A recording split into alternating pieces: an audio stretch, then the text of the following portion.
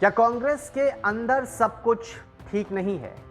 क्या कांग्रेस की जो आज हालत हुई है उसके लिए जिम्मेदार है राहुल गांधी और प्रियंका गांधी? ये सवाल इसलिए उठ रहे हैं क्योंकि एक तरफ है बीजेपी जो लगातार ऊपर उठती जा रही है, अपना प्रदर्शन बहुत बेहतरीन करते जा रही है, तो वहीं दूसरी तरफ है कांग्रेस जो कि उसी गति से नीचे आती जा रही है। जो उनका प्रदेश है, जहां जहां उनकी सरकार थी, वहां वहां संकट के बादल दिखाई दे रहे हैं। तो अब ऐसे में सवाल ये उठता है कि क्या कांग्रेस के अंदर मतभेद है, नेताओं के बीच फूट है और इसके लिए जिम्मेदार हैं राहुल गांधी और प्रियंका गांधी?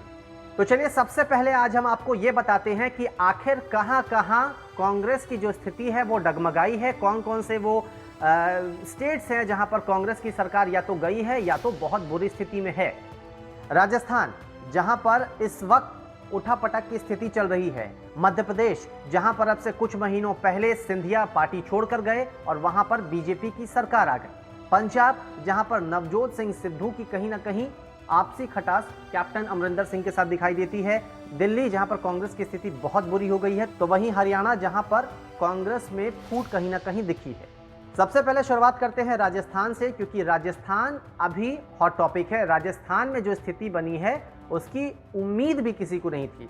सचिन पायलट वर्सेस अशोक गहलोत हो गया, यानी कि सीएम वर्सेस डिप्टी सीएम हो गया। हालांकि अब जो डिप्टी सीएम है सचिन पायलट वो नहीं रहे हैं।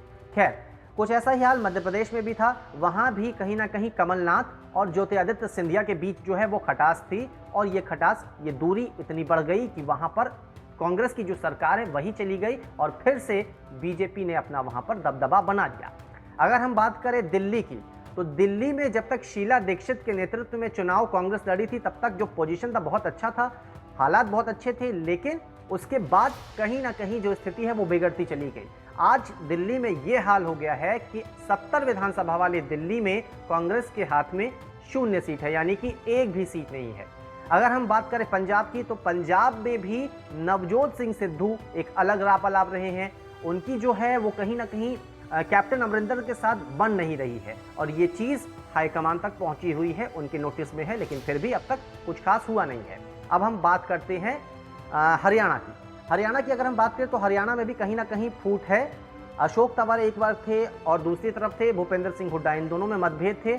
खैर, भूपेंद्र सिंह हुड्डा जब तक कांग्रेस के वहाँ पर उनकी सरकार थी, कांग्रेस की सरकार थी और भूपेंद्र सिंह हुड्डा वहाँ पर सीएम थे, सब कुछ ठीक चला। लेकिन फिर बीजेपी की सरकार वहाँ पर आ गई थी 2014 अक्टूबर में।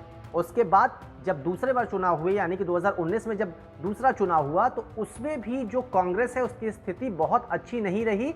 अगर हम तुलना करें, जो नई पार्टी थी जेजेपी, दुष्यंत चौटाला वाली, उन्होंने बहुत बेहतरीन प्रदर्शन किया। नई पार्टी बनी थी, वो खुद इनेलो से टूटकर एक अपना नई पार्टी का गठन किया था उन्होंने। वो पार्टी बहुत अच्छा कर गई, लेकिन पुरानी पार्टी कांग्रेस जो है वो पूरी तरह से फ्लॉप साबित हो गई।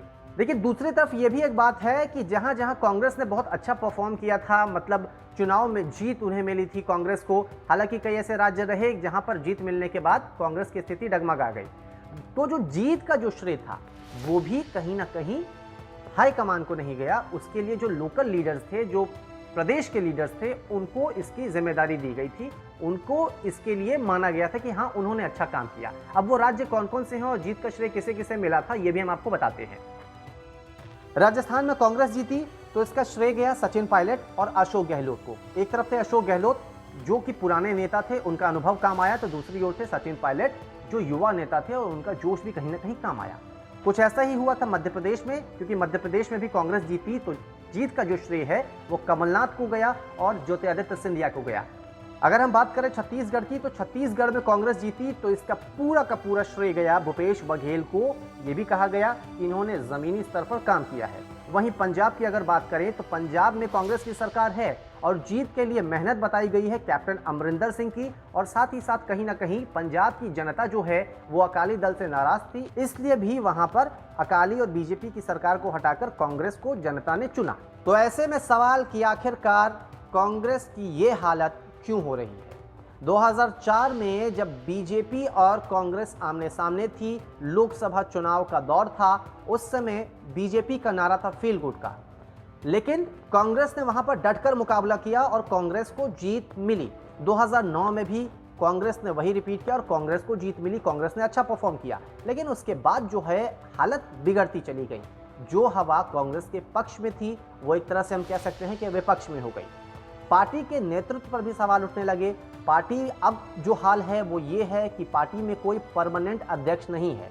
राहुल गांधी को परमानेंट अध्यक्ष बनाया गया था, लेकिन राहुल गांधी ने उससे इस्तीफा दे दिया और फिर सोनिया गांधी को अंतरिम अध्यक्ष बनाया गया।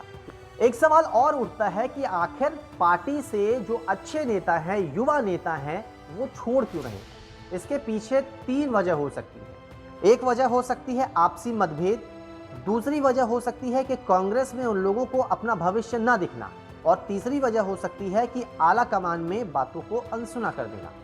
देखिए, जो भी लोग कांग्रेस को छोड़कर जा रहे हैं उनकी एक शिकायत ये रही है कि आला कमान ने उनकी बात नहीं सुनी, और साथ ही साथ कहीं ना कहीं मतभेद की जो खबरें हैं वो आती जा रही हैं।